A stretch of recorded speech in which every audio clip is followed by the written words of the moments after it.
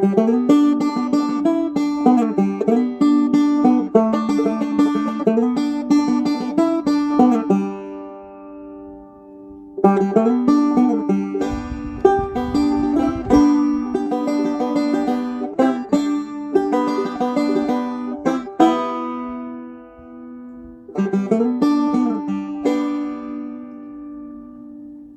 guys, thanks for joining me.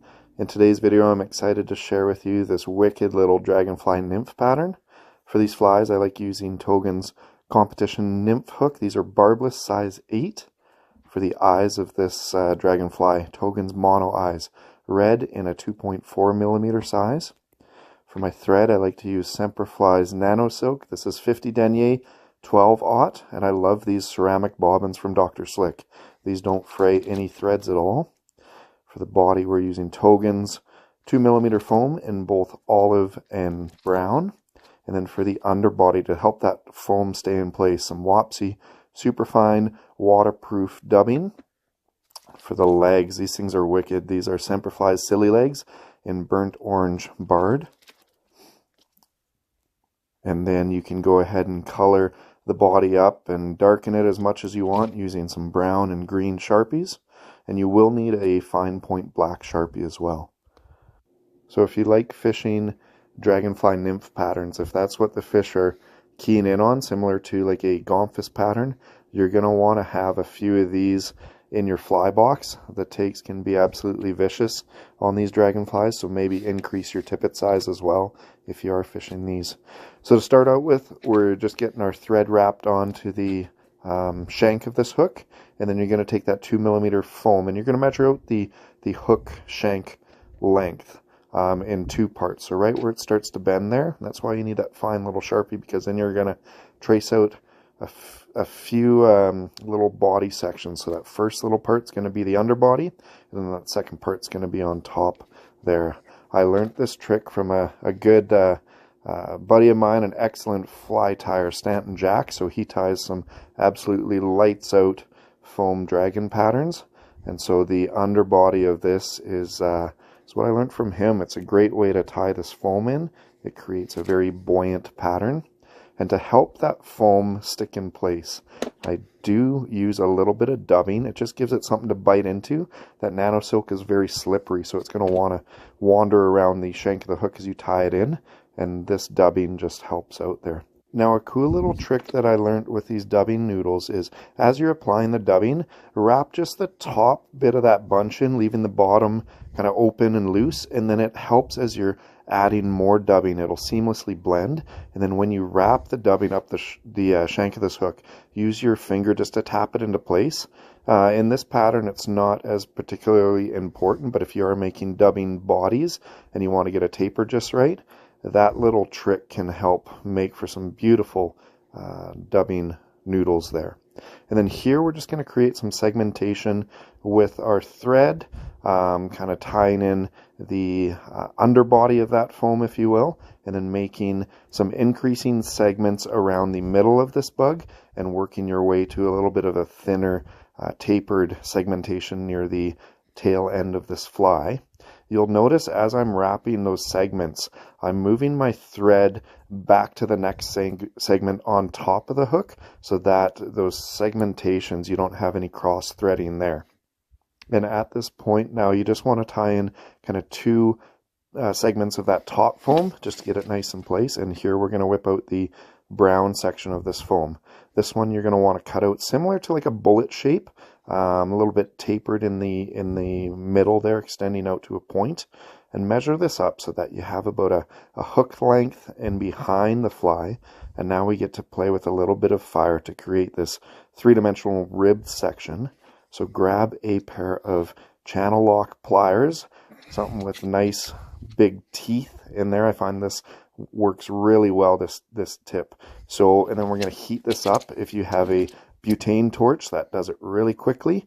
If you have a lighter, just sit there and warm that up. We want to heat it up, but not too much so that it doesn't compromise the integrity of the foam, but we definitely want to get that foam a good rib section. So now I'm just pressing that piece of foam, that bullet shape, up against that, and you get some cool 3-dimensional ribs there. The carbon deposits from heating these pliers up. It adds a little bit of blackness to this fly too, so it enhances the ribs there. It looks really cool.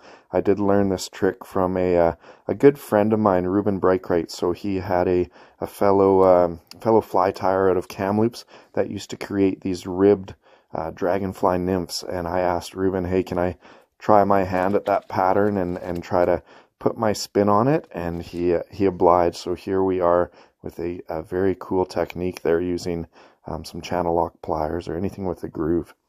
Now we'll take a strand of these Semperfli silly legs, and I find it works really good if you wrap the material around your thread.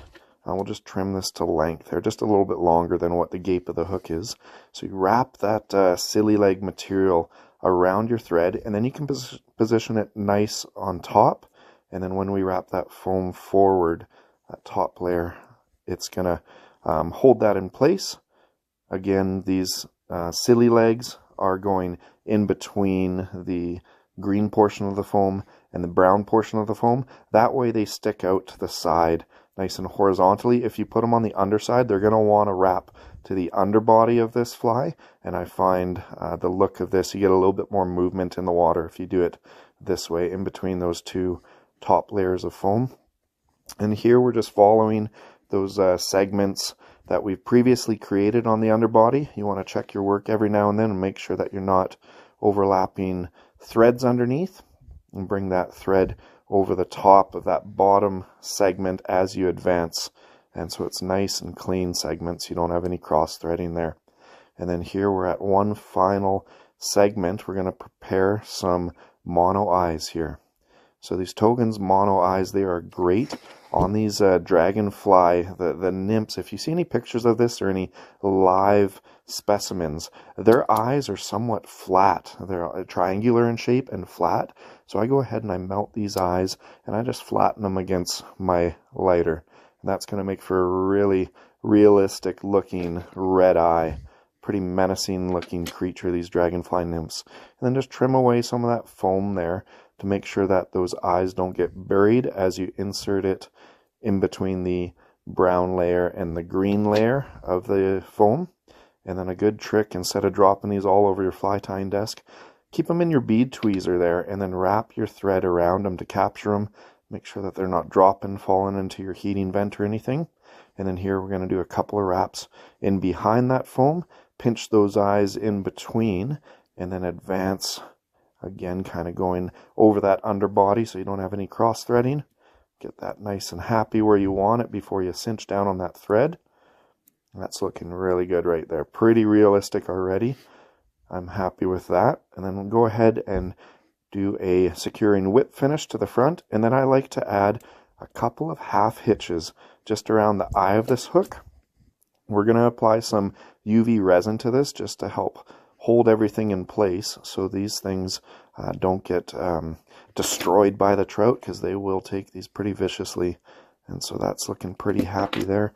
Trim your thread away. As I always recommend, whenever you're using nano silks, don't trim it with your good scissors. Here I've implemented just a razor blade. Nice little painting scraper razor blade, works really good. Keeps your fingers safe. And then you can just go ahead and customize the front of this, their mandible on these dragonfly nymphs. They've got little teeth, little section up front there, so you can just taper that triangular. And now the arts and crafts begins. We'll give it a little bit of a paint job. I find brown color Sharpie works well, and then you can use some olive color for the underbody as well. Depending on your local lakes, I have found that a olive green dragonfly nymph is very enticing as well with a light green underbody. So get this in a few different shades. And here we are applying some Golf Flexman resin. This stuff is beautiful for any foam applications. If it does get chomped on, that resin remains flexible. It's not going to crack on you like some of the harder resins like a Gulf Thin Min or Solera's Bone Dry. This stuff remains flexible so that it adheres nicely to that foam. When you are curing this resin, I like to use this beautiful Semperfly, this is a rechargeable UV torch or UV flashlight for those of us in North America. These things are great, and when it runs out of juice, you plug it into a USB port and you've got life again in a couple of hours charge time. So there you have it, my friends, the rib dragonfly nymph pattern. Give it a try, and we'll see you on the waters.